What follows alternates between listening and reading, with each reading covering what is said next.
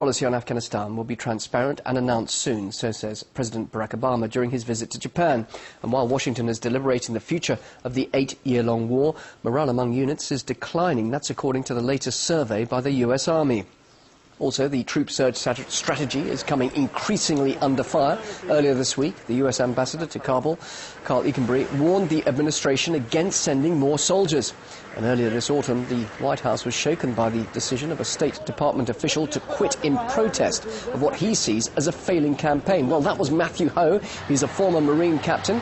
And RT's Priya Sridhar in our Washington studio will be speaking to him in just a moment. Priya, it seems that more and more people are voicing their concern about the tentative troop surge strategy. That's right, Bill, and we're joined right now by the first United States official to resign in protest over the war in Afghanistan. That's Matthew Ho. Mr. Ho, thank you so much for joining me. Thank you, Priya. So I want to ask you, first of all, what compelled you to resign? I know you've been talking about this for a while, but what drove you to resign? It was a realization for me and understanding the base cause of the conflict in Afghanistan. It's a civil war. Can you hear me? Yep, sorry. Okay.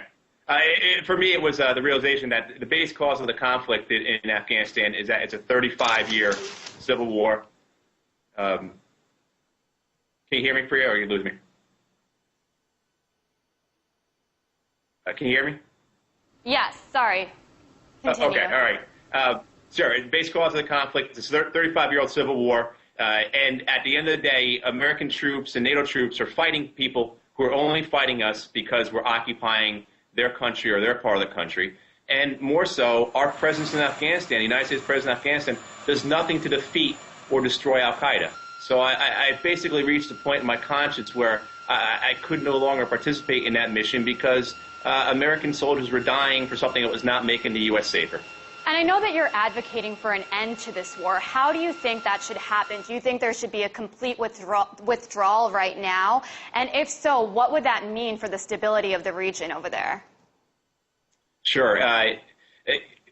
What I'm advocating for is for the U.S. to stop, or NATO to stop combat operations in valleys and villages where the people are fighting us only because we're occupying them, to understand it's a civil war so that we need to force some kind of political reconciliation to achieve peace in Afghanistan, and greater emphasis on Pakistan in supporting that government. And then, of course, al-Qaeda has evolved. Al-Qaeda is not the same organization it was in 2001. We need to attack them differently.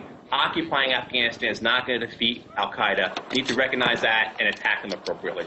And the Obama administration has also spoken about the importance of a legitimate government. What do you think of the Karzai government right now, and how important is it to have a legitimate government over there?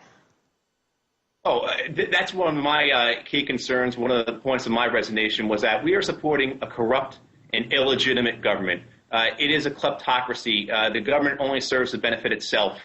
American soldiers, European soldiers, soldiers from NATO should not be dying to support or prop up the Karzai government because it is so corrupt and it is illegitimate and it's shameful. And it's something I think that we will look at ourselves 5, 10, 15 years from now and wonder, why did we allow our young men to die in support of that government? And, you know, it was reported recently that President Obama had 4 options for Afghanistan on the table, and then he reportedly rejected all of them. And many of his critics have said that he's kind of dragging his feet when it comes to this issue. What do you think?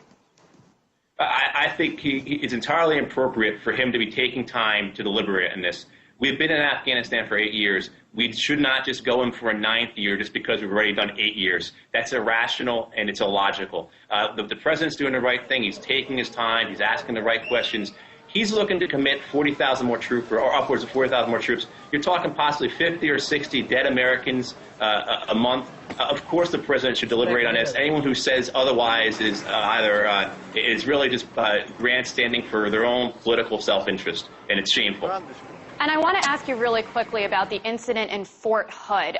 What did you make of that? And as a former member of the military, do you think it's hard for members of the military to make a distinction between members of a radical extremist group like al-Qaeda and regular Muslims who are walking on the street in the United States? You know, this whole incident has obviously raised many questions about the role Muslims should play in the military. What did you make of this whole incident?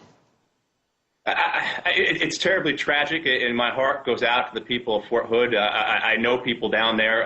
It's horrible, but I think it's the act of a sick and deranged individual who was for some reason caught up in this jihadist ideology. But it should not taint the good Muslim Americans who live in the U.S. and the thousands of Muslim Americans who serve in our armed forces. The actions of this man should not taint that. There are plenty of Muslims who are serving proudly in America's armed forces and who are great American citizens, and we need to keep that in perspective. Do you think there might be a backlash because of this? I hope not. I really hope not. I think that would be a mistake, and it would be a blight on our national character if there were.